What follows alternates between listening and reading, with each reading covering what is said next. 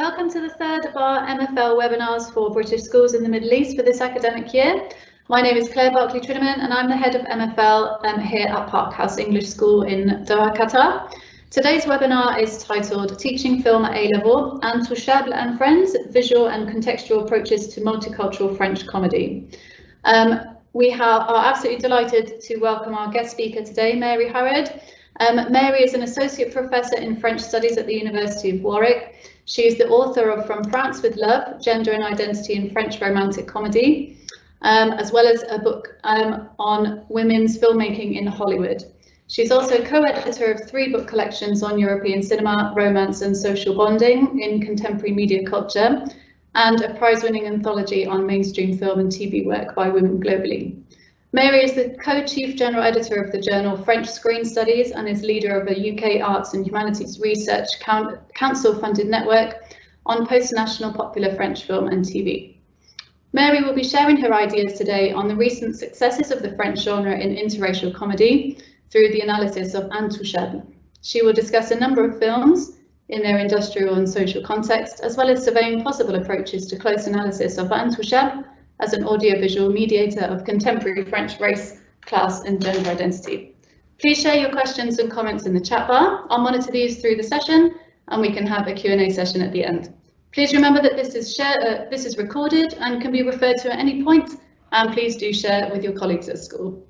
Okay, Mary, over to you. Thank you so much, Claire. I'm just sharing my screen. Great. Let me get my PowerPoint up.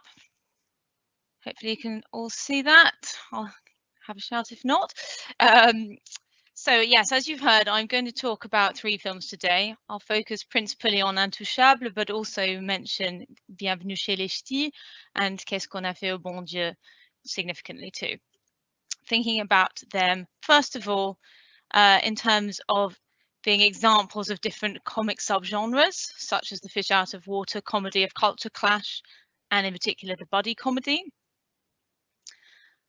And that's why I've called the talk Intouchables and Friends, little jeu de mots. Think about what those might represent in a French generic, but also social context. Interrogating generic identity leads on to the question of identity politics at the level of characterization in all these films. Evidently, they raise issues of gender because I've just said they're focused on male friendships, buddy films. But they also engage with other identity questions, including most obviously perhaps class ones across all 3 films, as well as racial ones in both Qu'est-ce qu'on a fait au bon Dieu and Intouchables especially. And in the last part of the talk, I'm going to home in on the latter film, Intouchables. It's an A-level set film, of course, as a case study for thinking about the benefits or limitations of representing inter-ethnic relations, specifically through a humorous lens in contemporary France.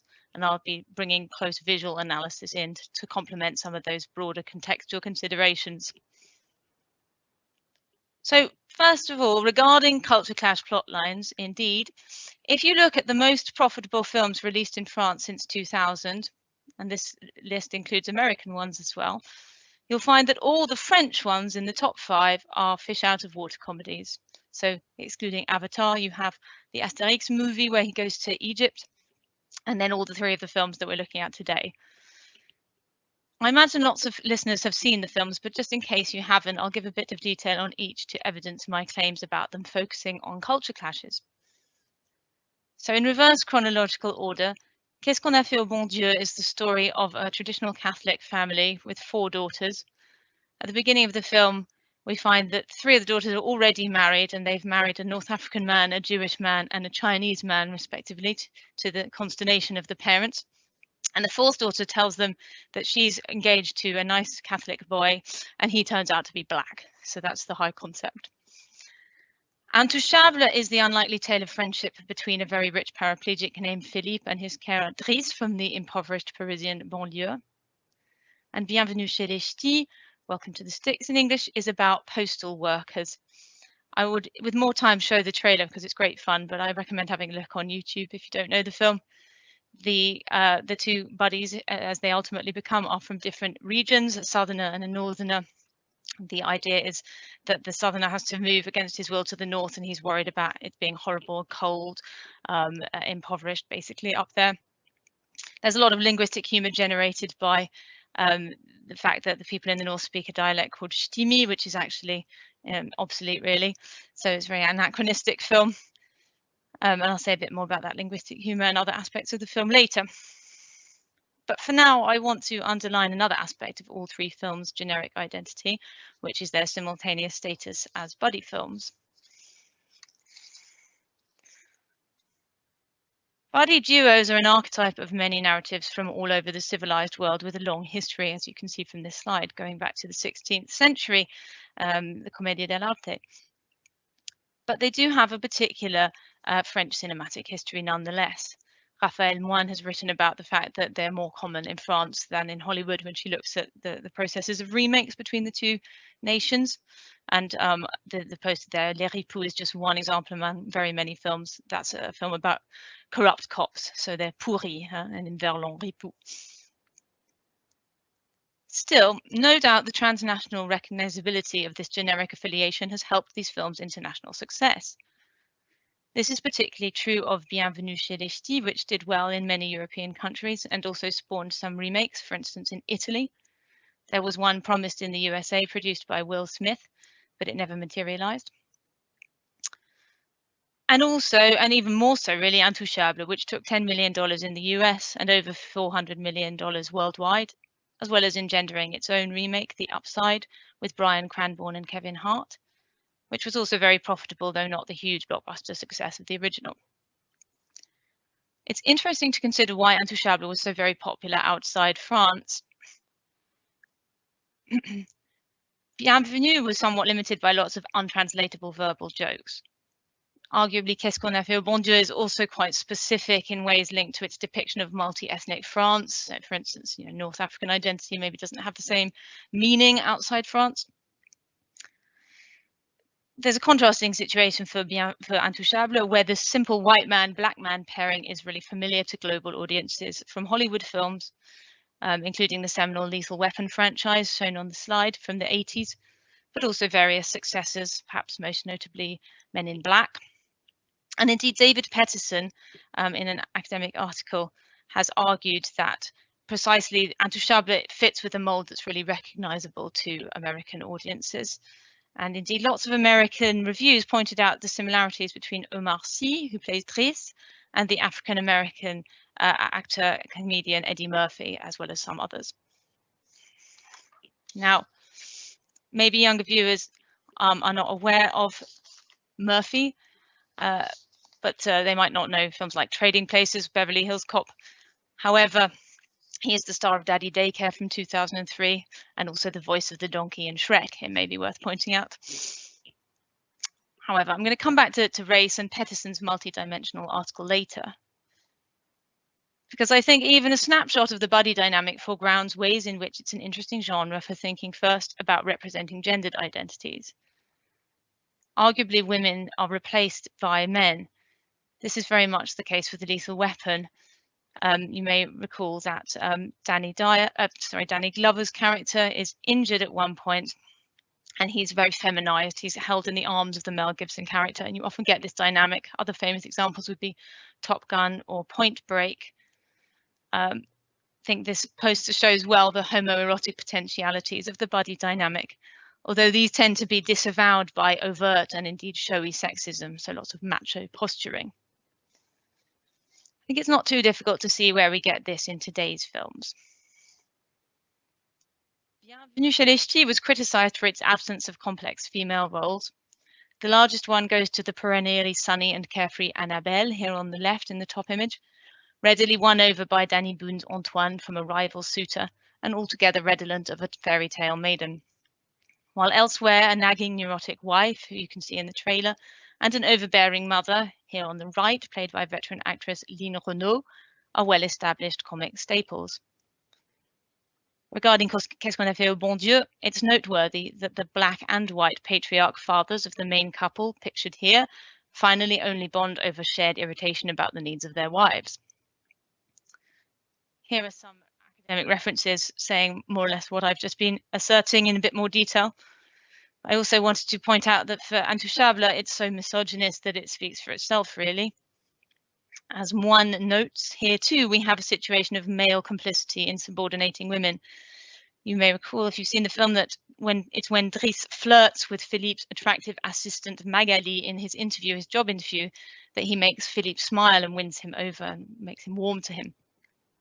Later, key female roles include East Asian masseurs come sex workers in a fashion you would be unlikely to find in a mainstream Hollywood movie.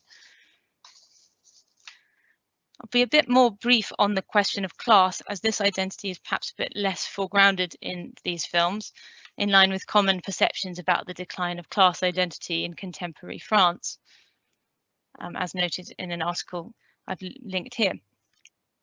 However, one has argued that regional difference in Bienvenue chez les Ch'tis is actually an alibi for class difference.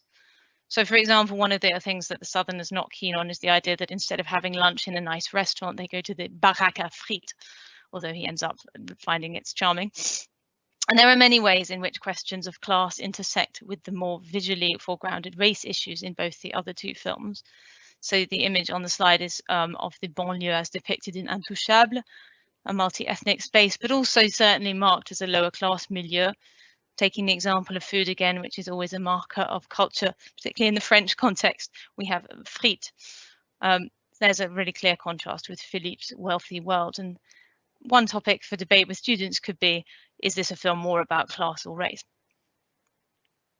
By way of a bridge to thinking about race, it's also useful to note that considering how the dynamic of jokes about difference works on any of these identity questions, class, race, or gender, applies to all of them.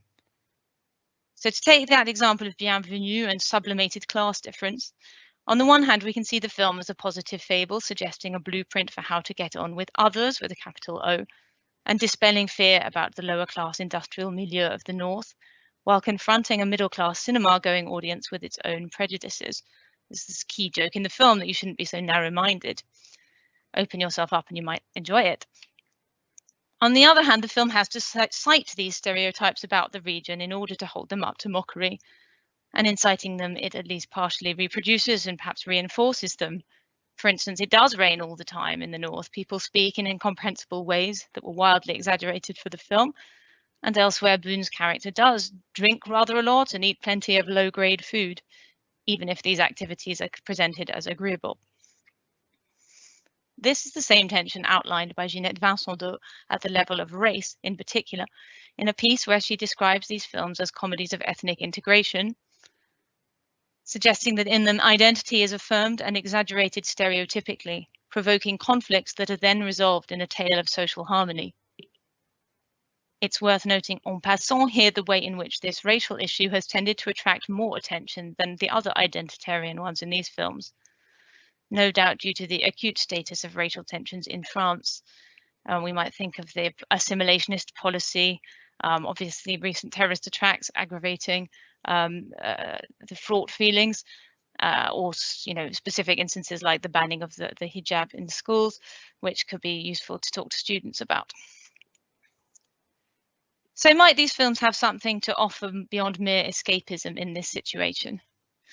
To demonstrate further what Ginette Vincent means by the comedy of ethnic integration, I want to show a clip from Qu'est-ce qu'on a fait au bon Dieu? And it's a clip which shows the family. They've had a family dinner. It's the first three son-in-laws. The fourth one hasn't come on the scene yet. And we see the women in the kitchen at the beginning, and then we see the men bonding in a particular way.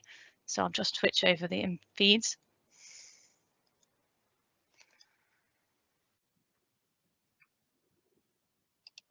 Toi, t'as des soucis? Ah non, non, pas du tout, ça va. Ça va, maman, ça va bien.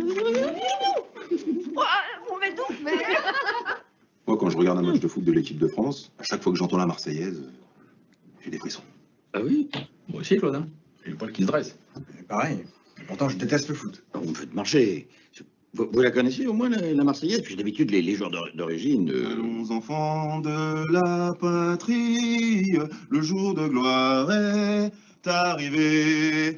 Contre nous de la tyrannie, l'étendard sanglant élevé, l'étendard sanglant élevé. Entendez-vous dans vos campagnes mugir ces féroces soldats qui viennent jusque dans vos bras, égorger vos fils, vos compagnes.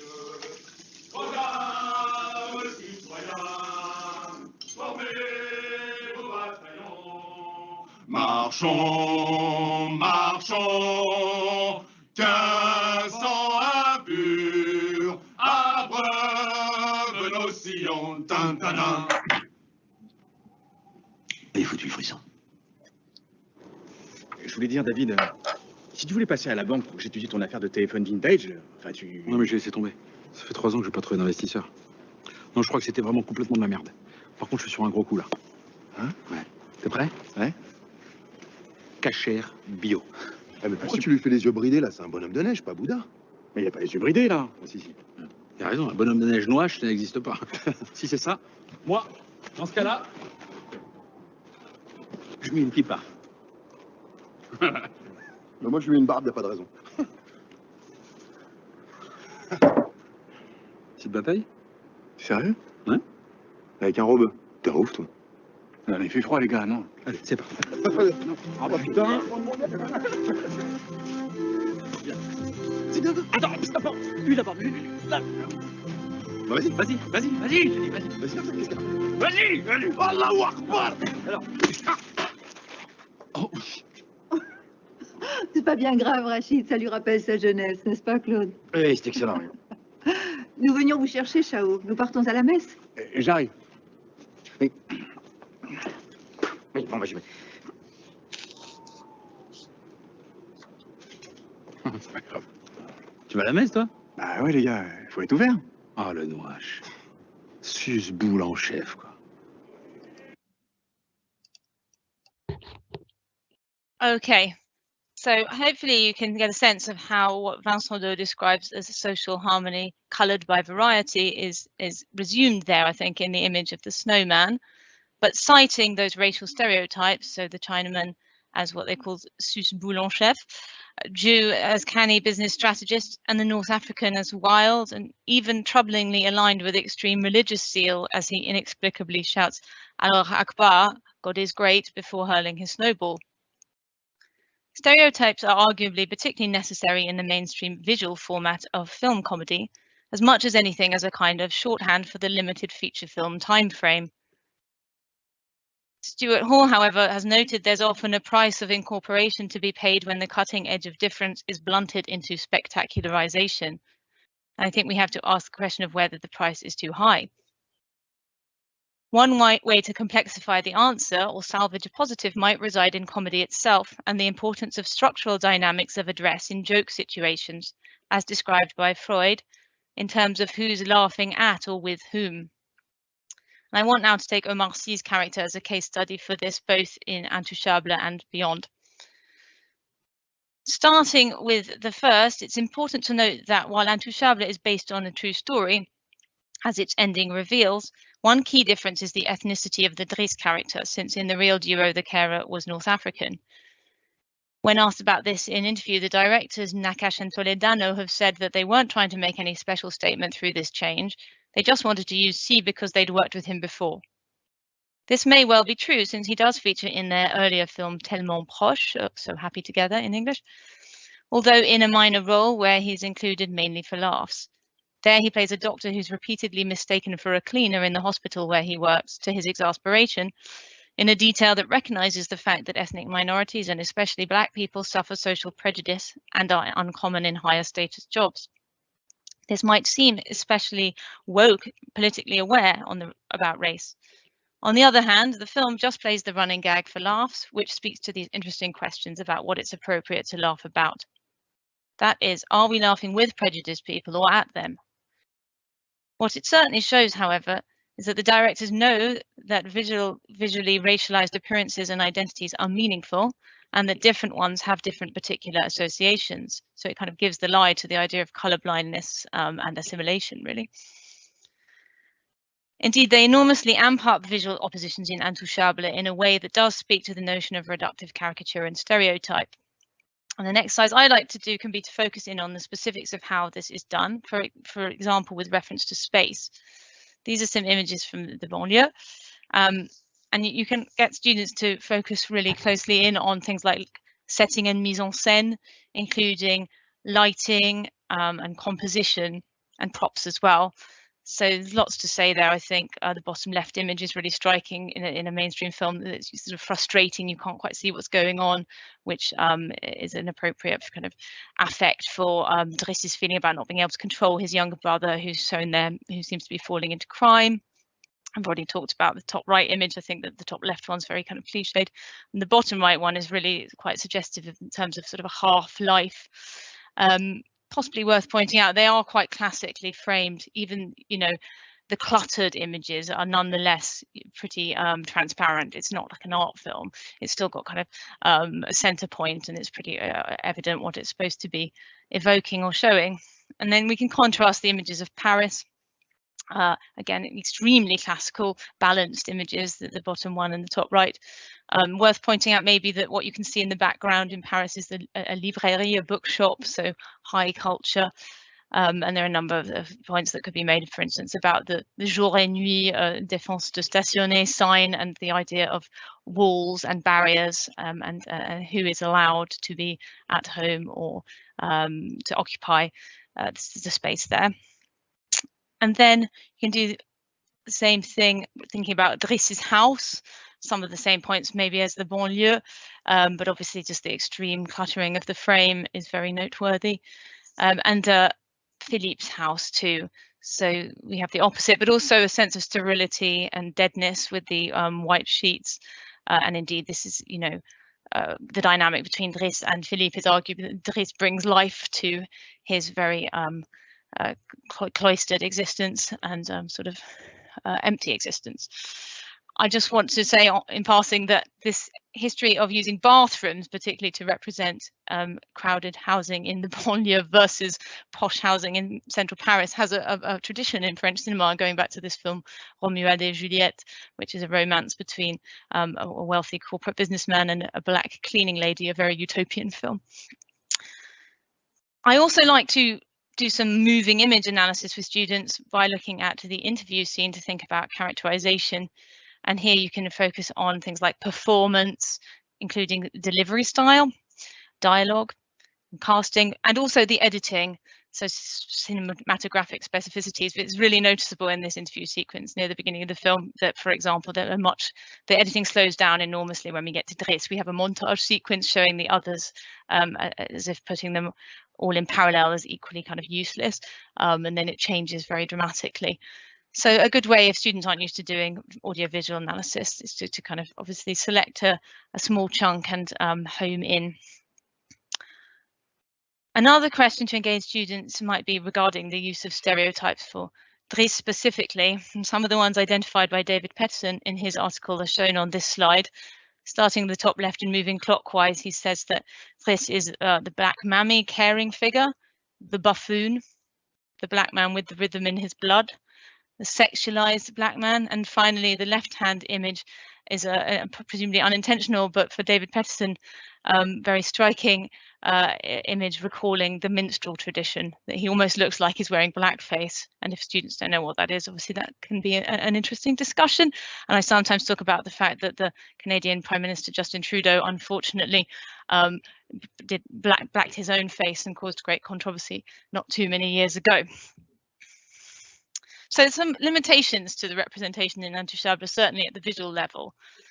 On the other hand, arguably having any black actors in a main role in French cinema is already positive.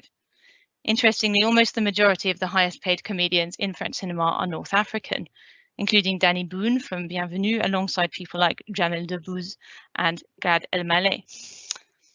However, C is the only black actor in this superstar category.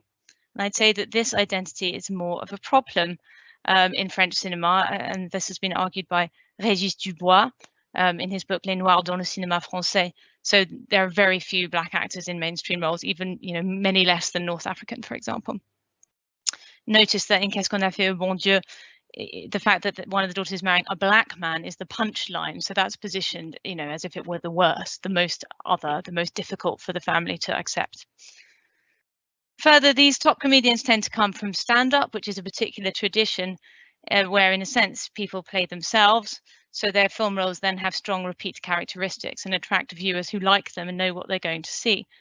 And you can see that this is at work with images of Sy in Service après-vente des émissions, which was a Canal+ show that he did before Intouchable that was very popular domestically. So he was well known in France already.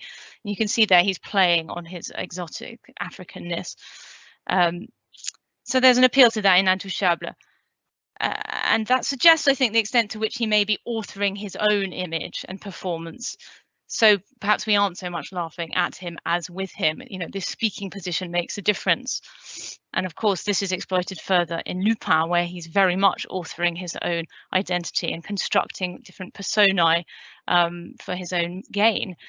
Also a film, a TV show which really reflects quite interestingly on colonial exploitation and I think appropriates a very canonical French tradition differently, inflecting it racially.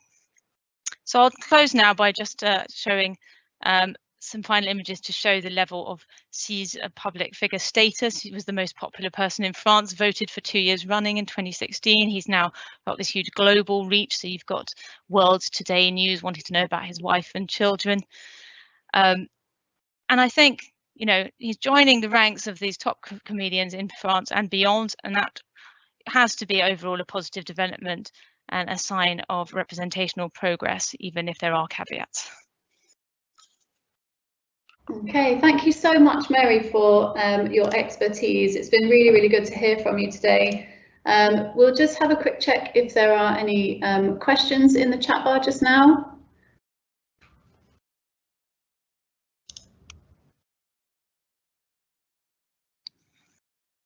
Okay, nothing at the moment, but if any viewers of the recording would like to ask us a question, then of course, please do forward them to me directly.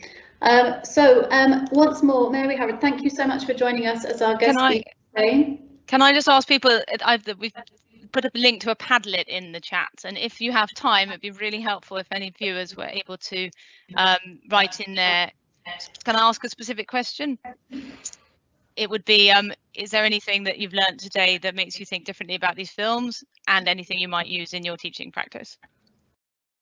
Okay, wonderful. Thank you so much. So the link for the Padlet is in the meeting chat now. So if anybody would like to use that, please do. So everybody, thank you so much for joining us today. Please remember to share this webinar with your colleagues at school. The recorded version will be available within the week on the MFL network page. So early next week, it should be available. You will receive an email with the link and any additional resources. And as BSME members, you're also eligible to watch the webinars in any of the other networks. So if you have any questions about the webinar, as I say later on, please do contact me directly. Our next webinar will be on Wednesday, the 16th of March at the usual time, so 3 p.m. UAE time, where we will be discussing the history of language learning and teaching. So please do join us then. Thank you once more for joining us today.